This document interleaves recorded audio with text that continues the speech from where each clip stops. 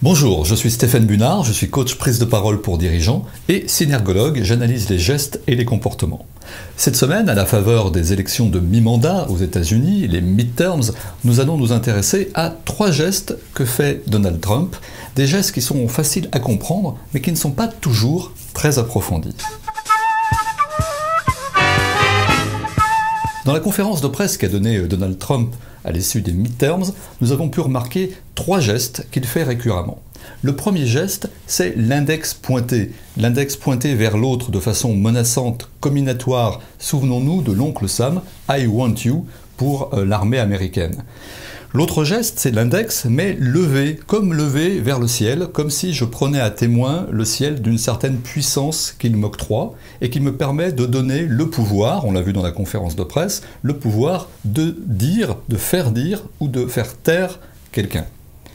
Ce geste-là, évidemment, dans notre inconscient collectif, voire dans notre conscient même, eh bien, il est très très mal vécu comme un élément d'autorité, de menace, voire d'agressivité. Ce qu'on dit moins, c'est que la hauteur du geste nous renseigne sur le degré d'autorité de la personne. Plus le geste est élevé, plus je suis dans une autorité affirmée. Quand le geste est bas, je suis dans une moindre affirmation de moi.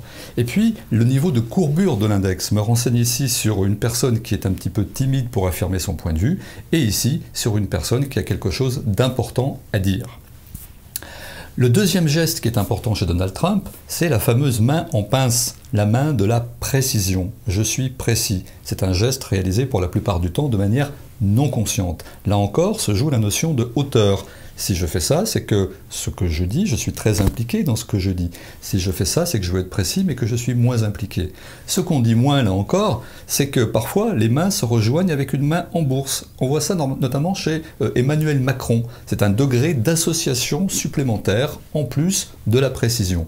Et parfois, alors là c'est très intéressant, on peut avoir l'index qui se dissocie de ma main en pince, et là, on a un gros signe de non-dit, voire de mensonge. Le troisième geste qu'on observe chez Donald Trump, ce sont les paumes ouvertes la plupart du temps. Et évidemment, parfois, avec ce geste de la pince, ça donne un geste une gestuelle un peu ridicule. Mais ces paumes ouvertes, eh bien, les Américains apprennent que les montrer, c'est faire preuve de sincérité. Alors, tous ces gestes sont des gestes normalement non conscients, mais le fait de les intégrer consciemment dans mon discours et dans ma gestuelle font que ça donne un côté très artificiel. Donc, n'écoutez jamais les gens qui vous disent qu'il faut travailler sa gestuelle. Ça ne se travaille pas, et quand c'est travaillé, ça se voit. On observe également dans la conférence de presse, allez, c'est le bonus du jour, 2 gestes intéressants. À un moment donné, Donald Trump fait ça, réaffirmation de son autorité face aux journalistes de CNN. Et on réaffirme son autorité sûrement quand on a besoin de le faire, parce que notre autorité est menacée.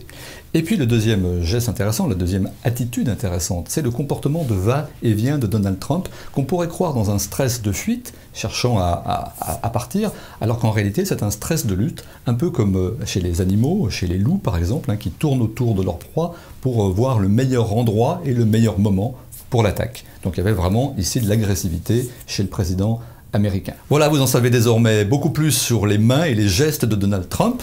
J'espère avoir été le plus précis possible. Et puis désormais, vous allez voir les autres d'un autre œil, non ?